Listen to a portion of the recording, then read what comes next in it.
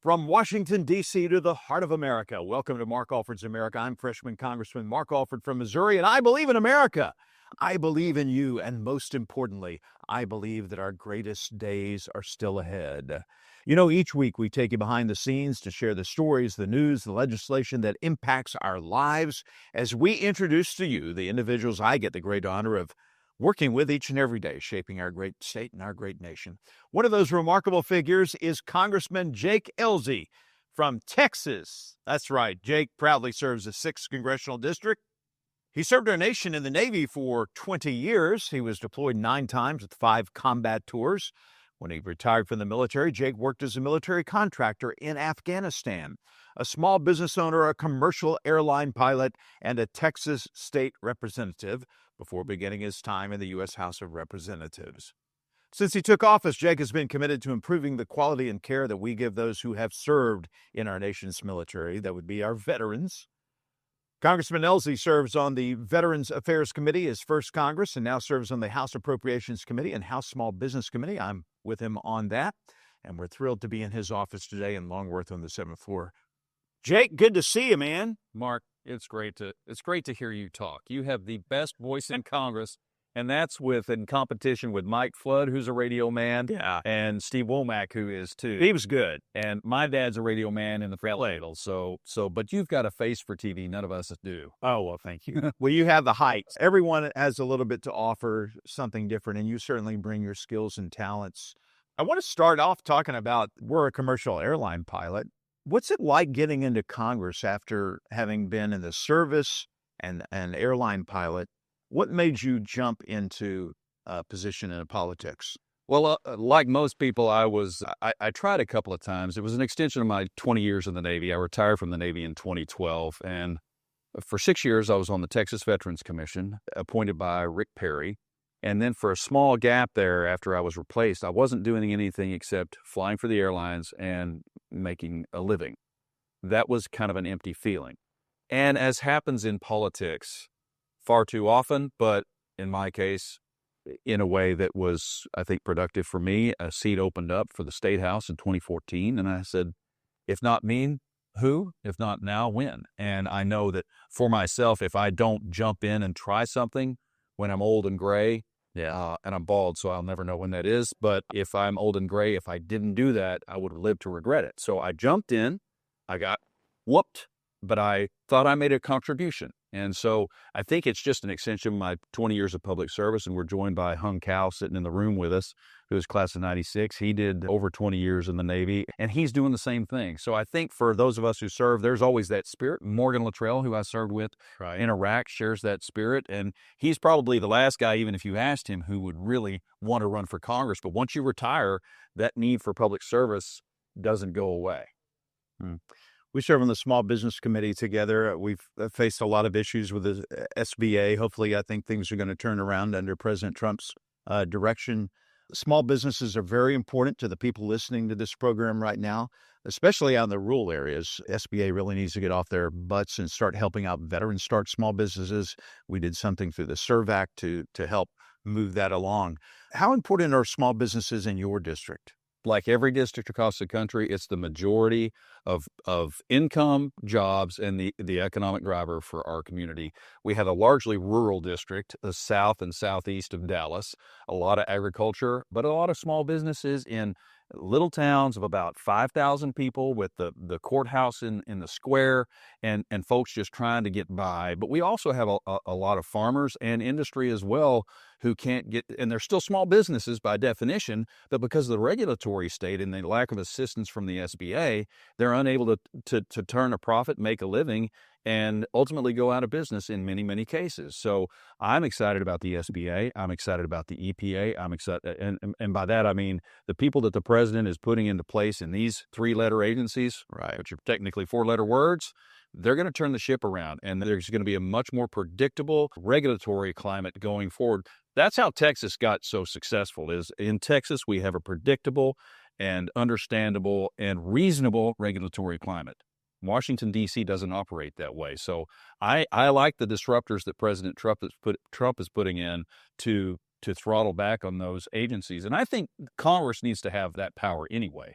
When we gave that away in 1948 in the Administrative Procedures Act, we lost the bubble on who controls what. So essentially, they became the executive and the legislative branch with all those three-letter agencies. So rules and fees are actually laws and taxes, and that's not how it was intended. One of the things that really disturbs me is the lack of physical workers who are in the facilities that the taxpayers pay for.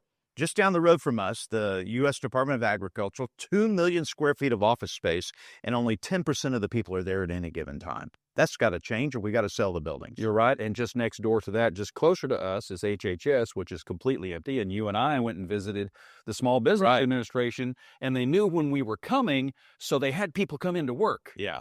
And other than that, how is it that the United States Congress, the people who fund, authorize, and have oversight for these agencies, can't get into the building? We're literally barred from going into those buildings. That's why I introduced the Congressional Access to Bureaucratic Offices. I think you signed on it, the Cabo Act. Who doesn't like Cabo? Because you went to the EPA, right? They wouldn't let us in. They wouldn't let us in the USDA or SBA. And here we have oversight of the. I just want to go in. Anytime I start a new job, I like to go talk BS. I can say BS on the. I like to go BS with people. I like to see where they work, their desk. Yeah. So it gives me a greater context and perspective, especially when we have like the administrator or others coming in from the SBA.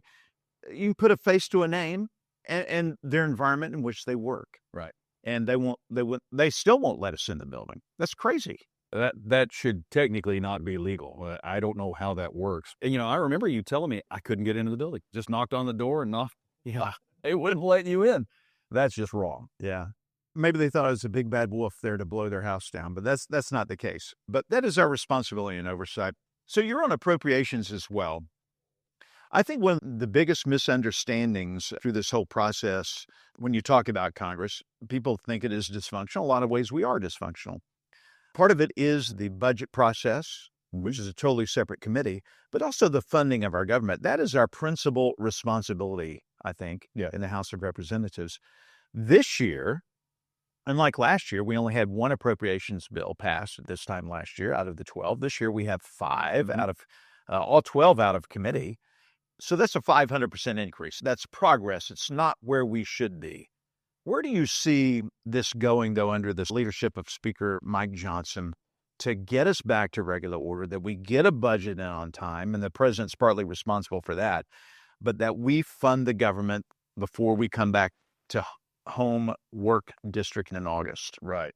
That's a great question. And I think you've seen that Speaker Johnson has done a tremendous job of making himself trusted and a friend of the president. John Thune has made great strides for that too. Unlike the last 2 years, the last 4 years, we had the House, the Senate, and the White House, and we're all on the same team with a very narrow margin. Tom Cole is the perfect guy for appropriations. So we're going to know what the top line is coming from the president's budget and the budget committee. We're going to work off of those numbers, and then we're going to pass all 12 appropriations bills. And there's going to be an understanding that, is everybody on board with this? Now, we'll have one from the House. We'll have one from the Senate. They'll go to conference. There will be an understanding, but I guarantee the president's going to give a write-off on that. So before we send that to the floor, the speaker has already said, I'm not going to throw something on the floor that's not going to pass. So before we take it to the floor, everybody's going to have their buy-in. We're going to have this go through regular order through the committee process. Everybody's going to be able to do an amendment. We're going to have it work out. But woe be the member of the Republican Party after we have formulated these bills who votes no with Donald Trump having the bully pulpit. So these bills have to pass. We haven't done this since 1997, and I think we are out of excuses for why we haven't. And so for fiscal year 26, I anticipate 12 individual bills, hopefully no minis, and omnibus and minibuses where you combine one or more than one of those spending bills. I anticipate if you're a Republican and you vote no on any of these bills, you're not going to like the heat coming your way. So I feel very optimistic about these bills passing. We have, I think, the slimmest majority in 100 years. In 100 years. I don't know who would want the speaker's job. It's a very difficult, it's like herding cats, and that's putting it politely. With those glasses, you could be his body double. The glasses and the hair, they said. I think I have more gray hair than he. Hey, you're listening to Mark Alford's America. We'll be back in just a minute. But When we come back, we're talking with Jake Ellzey from Texas, and we're going to be talking about his time in the military, where we're headed in our military. There are a lot of great concerns. I, being on the Armed Services Committee, we see these every day in recruitment and retention. We'll talk about that, what we need to do to turn around our military this next year. You're listening to Mark Alford's America. Don't go away. Welcome back to Mark Alford's America, where we bring you the stories of individuals making a difference in Washington and across our great nation. Today, we're talking with Congressman Jake Ellzey, a dedicated Texan who's fighting for a great America. Are you excited or as much as I am about what is ahead under the Trump administration? I can't wait for January 20th. I am so excited. I think, and you talk about passing the budget. Other than that, the federal government's number one job, primary job, is protection of the American citizen. And they've made it very, very clear that they're going to secure the border. As a congressman from Texas, where the fentanyl is flowing and killing 70,000 Americans every year. If you didn't know this, to your listeners out there, we're losing 70,000 Americans every year to fentanyl overdose, and a significant number more to other drug overdoses. On a per daily basis, that is 300 Americans every day to fentanyl and fentanyl poisoning and drug overdose deaths. In World War II, we lost 305 Americans every day fighting tyranny and evil overseas. So I'll ask the American people, if those compounds are coming from China and put together by the cartels, and they're killing 70,000 of us a year just from fentanyl alone, are they at war with us? It's a rhetorical question, but I think you can answer it pretty positively. That has to stop, and that's a border issue. So he's going to put a stop to that. He's going to take care of securing our border, and we're going to revitalize and make our military more lethal. And I know you had Fort Leonard Wood in your district, and I happened to drive through one day I decided to just drive through. It is a gigantic base. It's a beautiful, beautiful base, and they do a lot of good work there. Did you ever get on the base? I got on them. They wouldn't let you on. They wouldn't let me on. They must have known me, so they wouldn't let me on. And then I finally finagled my way on. If it's not about lethality, it shouldn't have any business in our military. And I'm on the board of visitors of the Naval Academy. We're addressing that at the Naval Academy issue. We're addressing that at the ROTC. We're addressing that throughout our military, that if it's not about lethality, it has no business being in the military. Pete Hegseth is big on that, the nominee for Secretary of Defense. I hope he gets that position. He is a door kicker. I don't know if you were in the Republican Study Committee luncheon yesterday. He talked about that, and that's what President Trump wants in there. But what caused this to begin with? What caused the decline in our military, where we have generational families actively discouraging their young people from joining? 16 years ago, 2008. Barack Obama. So you had 8 years of Barack Obama instituting these policies. They started them. It took a while to take root, and then it did. Donald Trump gets elected, and what this Democrat Congress did was go after him every way they could. He was distracted with all kinds of legal issues while they tried to take him down, and he didn't really have time to concentrate, and he was there for 4 years. And then we got Joe Biden doing the same things that Barack Obama did. So we've got 16 years of this indoctrinated into the U.S. military. You're talking about diversity, equity, inclusion mainly, right? I'm talking about I'm talking about anything that's not lethal. They use this as a social experiment, right, for any number of things, but it didn't have anything to do with lethality. And they also allowed Russia to take part of the invasion started in 2014. Yep. They allowed our shipbuilding base to decline. In the United States, it's an all-volunteer force, and it's become somewhat of a family business. So guys like Hung Cao, when you're talking about where are my kids going to go to school, and they've changed, and the military has changed, the people who came from the military, whose children want to follow in their footsteps, are discouraging them from doing so because they said, well, this isn't about fighting our adversaries and winning wars anymore. It's about you being told that you can or can't do this, what your pronouns are, things like that. So this has been going on for the last 16 years, and it's embedded, and we're going to have to break it up. How do you do that? Donald Trump has made it very, very clear that whoever's going to be the Secretary of Defense is going to be about lethality, and everything else is nonsense, because this looks very much like 1938. 1938, 4 dictators of small stature with complete power over industrialized nations started World War II. We have the exact same thing going on. By the way, all 4 of those were conducting genocide. We have the same thing now with China, Iran, Russia, and North Korea. 4 little dictators who are trying to start World War III. They're cooperating on all of this stuff. So when we talk about China's doing this, and China's not doing anything by themselves. They're doing it with Russia. Russia's not fighting Ukraine without China and North Korea or Iran. They're all working together, just like they did in World War III. And the only way we're going to prevent that is through strength. So we've got Make America Great Again. That echoes exactly what Ronald Reagan said. And peace through strength, exactly what Ronald Reagan said. And if you think about it, looks a lot like 1979 because we've got some hostages held in Gaza for over 400 days, just like Jimmy Carter had after the Iranians stormed our embassy. It is history repeating itself every 40 and 80 years. But our deterrence under Ronald Reagan, primarily against the USSR at that time, was the SCI, the threat of the Star Wars system, space defense. What is our deterrence now? We have the B-2 stealth bomber. We're getting the B-21, which is going to be fantastic based at Whiteman Air Force Base. We have good sea power with underwater, but we're behind the Chinese Communist government right now. They are outbuilding, outpacing us at every turn, pretty much in the military. And there are some generals who are saying that we could be at war with China by 27, 28. That's correct. It's scary. It's all up to Xi Jinping, and he does know well enough that we have a serious technological edge, which the general public is not going to know about. The numbers that they're building on their ships, that is true. And in 1988, I think we ended up with 600 ships in our Navy, and we're down below 300 now. We're in the high 280s. But numbers have, or quantity has a quality all its own. We do have a serious technological edge. And I don't think Xi Jinping, since it's down to one man making that choice, right? Yeah. If he can't win, he's not going to do it. And he's smart enough to know he cannot win right now. I used to work for Pappy Paparo, who's the Indo-PACOM commander, a man who is the perfect guy, 4-star for the job, Navy Admiral. And he and his team in our military know at the end of the day what the real job is. And so those combatant commanders like Pappy know how to do this. They've got good plans in place. We have outstanding aircraft like the F-35, which if you'll think, when people hear about any of these aircraft we have, so let's say the F-35, well, it costs too much. It can't do. Trust me, when the Israelis went after Iran and took out all of their integrated air defenses, including S-300s, to where we could walk in Iran today, there's one reason why, and that's the F-35. So F-35 is battle-proven. Their J-35 can't, it looks like it because they stole the plans.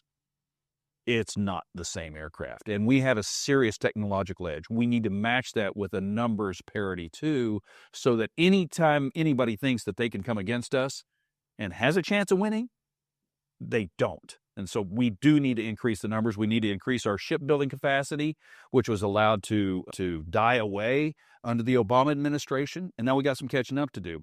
If you haven't read Freedom's Forge, it talks about how we won World War II. World War II, at the beginning of 1940, we didn't have an army, we didn't have a navy, we didn't have anything. And industry said, step aside, we can build these quickly if you'll just let us do our jobs.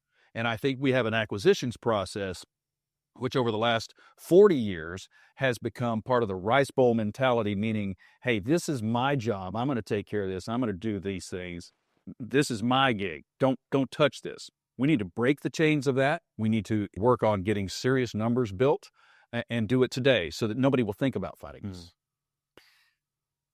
Jake, thank you for being with us. Before we go, I started this program a couple of years ago, and we've interviewed some 60 people now, and thank you for this station for playing our show, because I want to inspire people to greatness, and I want you to tell our listeners right now why you love America. What is so special about this great nation? Well, if you'll give me a second, because I choke up at the question. Okay. If we were to open up these curtains and raise the blinds and look out at this country, look at this beautiful city that represents the best of mankind, the miracle that has never existed and has never in any other way, shape, or form, this incredible system of ours where people are free to do anything they want to succeed if they have the ability and the hard work ethic, the ability to say whatever they want to and make money for their families. Things are rough right now, but I've been to a lot of other countries, and so have you. There are no other nations like this. When we have our flaws, and we've had our flaws in the past, which we're constantly dealing with, to build a more perfect union. Yeah. But this is an incredible, a small town kid from Missouri, small town kid from Perryton, Texas, who had dreams of being a fighter pilot, and this country allowed me to do that. Had dreams of public service, and now I'm a congressman. Now, for my friends who might be listening, they know that is awful and strange, but this is the nation of opportunity, and everybody should have the same opportunities. And there's no other nation like it. And I've gone and traveled to some wonderful places, but I always can't wait to come back. Yeah, I feel the same way. Jake, thank you so much. Thank you for joining us on Mark Alford's America. We'll be back next week with more inspiring stories like Jake's. Until then, remember, I believe in you. I believe that our best days are still ahead of us. And Jake Ellzey, I believe in America. So do I, Mark. Thanks for having me. Thank you.